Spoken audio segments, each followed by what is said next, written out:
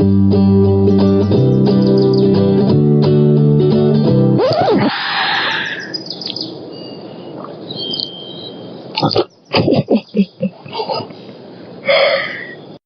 số bốn sai chỉ phải mang tiết cái này cái nhung miền video mùi đã nhung trong lưu giờ mình vậy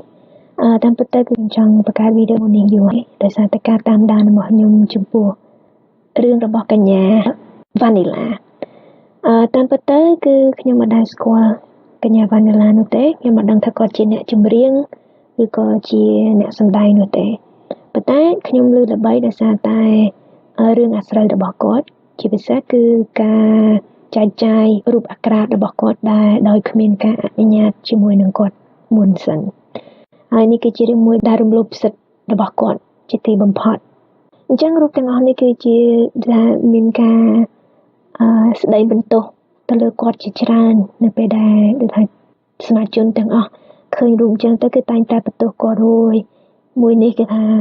ស្លៀកខ្លីឬក៏ sexy ឬជាមនុស្សដែលគួរឲ្យអ្នកដទៃស្អប់ដោយសារតែគាត់ថតស្រាតអីចឹងទៅចំពោះរឿងនេះគឺខ្ញុំអត់បន្ទោសគាត់ដែរព្រោះថាការស្លៀកពាក់ sexy ឬក៏មិន sexy លេចលើលេចក្រោមនេះគឺជាជំរឿសរបស់គាត់មិនចឹងទេនោះគឺជាកម្មសិទ្ធិរបស់គាត់ដែលគាត់មានចំពោះខ្លួនឯងហើយយ៉ាងទៀតគឺបើសិនជាយើងនិយាយអំពីការថតរបស់គាត់រូបភាពទាំងអស់នោះគឺគាត់ជាអ្នកថតអញ្ចឹងមានន័យថាគាត់មានការថាមានកម្មសិទ្ធិទៅលើរូបថតទាំងអស់នោះមិនថាសង្សាររបស់គាត់សង្សារចាស់របស់គាត់មានរូបទាំងអស់នោះទៅលើទូរស័ព្ទរបស់គាត់ក៏ដោយក៏សង្សាររបស់គាត់អត់មានសិទ្ធិចែកចាយរូបភាពទាំងអស់នោះទៅលើទំព័រផ្សេងដែលសង្សាររបស់គាត់មានណាឬក៏ឲ្យអ្នកដទៃទៅចែកចាយរូបភាពទាំងអស់នោះទៅឲ្យអ្នកដទៃមើលដែរអញ្ចឹងនិយាយរួមទៅគឺថាកំហុសរបស់កញ្ញាវ៉ានីឡាគឺមានតិចតួចជាទីបំផុតនោះគឺគាត់ជឿទុកចិត្តមនុស្សដែលគាត់ស្រឡាញ់ពេកហើយកំហុសរបស់គាត់មិនមែនដោយសារតែគាត់ថតរូបទាំងអស់នោះទេដោយសារតែទាំងអស់នោះដូចខ្ញុំនិយាយមកអញ្ចឹងគឺជាកម្មសិទ្ធិរបស់គាត់អញ្ចឹងសិទ្ធិចែកចាយគឺស្ថិតទៅលើគាត់អានឹងទី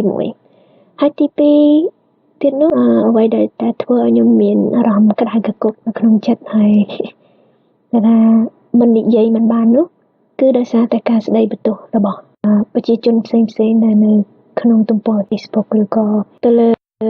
YouTube អីចឹងទៅនោះគឺគាត់តែងតែបន្ទោសកញ្ញាវ៉ានីឡាថាដោយសារតែយើងថតអញ្ចឹងទៅរឿងបែបហ្នឹងកើតឡើងគឺនៅតែយើងបន្ទោសកញ្ញាវ៉ានីឡាគឺយើងមិនអាចកាត់បន្ថយរឿងហ្នឹងឲ្យកើតឡើងខាងមុខទៀតមកទេដោយសារអីដោយសារតែយើងបន្ទោសមនុស្សខុសហើយយ៉ាងទៀតនៅពេលដែលយើងបន្ទោសកញ្ញាវ៉ានីឡាជាមានន័យថាយើងផ្ដល់កម្លាំងចិត្តឲ្យមនុស្សដែលខលខូចឲ្យធ្វើអញ្ចឹងទៀតទៅលើមនុស្សស្រីដទៃទៀតដែលគ្មានការអនុញ្ញាតជាមួយគេ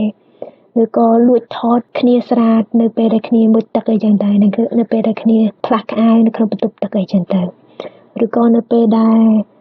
គេមិនដឹងខ្លួននៅក្នុងបន្ទប់អញ្ចឹងគឺថាអ្នកដែលគួរតែត្រូវការផ្ដន់ទោសនោះគឺជាមនុស្សដែលចែកចាយគឺជាមនុស្សដែលគ្មានការគោរពសិទ្ធិរបស់មនុស្សជាពិសេសមនុស្សស្រីដែលមូលល្បីជាមនុស្សដែលនៅក្នុងសិល្បៈអីយ៉ាងចឹងហើយជាបញ្ចប់ក៏ខ្ញុំចង់សំណូមពរកុំឲ្យបងប្អូនទាំងអស់បន្ទោសមនុស្សខុសទៀតហើយក៏ខ្ញុំសូមសំណូមពរឲ្យមនុស្សប្រុសទាំងអស់ដែលមានទឹកចិត្តល្អសូមមេត្តាកុំនៅស្ងៀមនៅពេលដែលយើងឃើញមនុស្សប្រុសដទៃទៀតធ្វើអញ្ចឹងទៅលើមនុស្សស្រីដែលយើងមិនស្គាល់ក៏ដោយដែលយើងស្គាល់ក៏ដោយសូមមេត្តាកុំនៅស្ងៀមព្រោះថាមនុស្សប្រុសខ្ញុំគិតថាតែងតែមានមនុស្សប្រុសល្អនៅក្នុងโลกជាច្រើនក៏ប៉ុន្តែខ្ញុំគិតថាពេលខ្លះមនុស្សប្រុសល្អទាំងអស់គឺថានៅស្ងៀមស្ងាត់មែនតើអត់ហ៊ាននិយាយអ្វីខុសអ្វីត្រូវនោះទេណានៅពេលដែលយើងឃើញមនុស្សប្រុសដទៃទៀតមើលងាយមនុស្សស្រីមិនថាមនុស្សប្រុសនោះគឺជាមិត្តភ័ក្តិរបស់យើងជិតស្និទ្ធយ៉ាងណាក៏ដោយនៅពេលដែលយើងទៅស្វែងគប់ជាមួយនឹងមនុស្សប្រុសដែលមើលងាយមនុស្សស្រីអញ្ចឹងហើយក៏ខ្ញុំសូមមេត្តាឲ្យមនុស្សប្រុសល្អទាំងអស់គឺថាក្រោកឈរឡើងដើម្បីកាត់បន្ថយនៃការមើលងាយមនុស្សស្រីដទៃទៀតហើយចំពោះមនុស្សស្រីក៏អញ្ចឹងដែរមនុស្សស្រី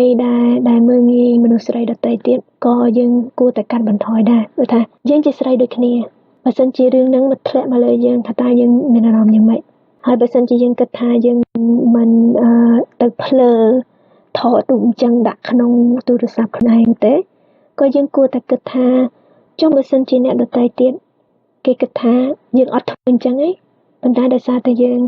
ពាក់អាវវាឃ្លៀកឬក៏ស្លៀកស្រង់សាច់បន្តិចបន្តួចអ្នកដទៃអាចមកមើលងាយទៅលើយើងអញ្ចឹងនេះថាតើយើងអាចទទួលបានឬអត់អូខេខ្ញុំមានតែប៉ុណ្្នឹងនោះទេហើយក៏ជាបញ្ចប់នេះដែរខ្ញុំសូមជូនពរឲ្យអ្នកទាំងអស់គ្នាមានសេចក្តីសុខសេចក្តីចម្រើនសុភមង្គលនៅក្នុងឆាកជីវិតផ្ទាល់ខ្លួនក៏ដូចជានៅក្នុងក្រុមគ្រួសារផងដែរអរគុណ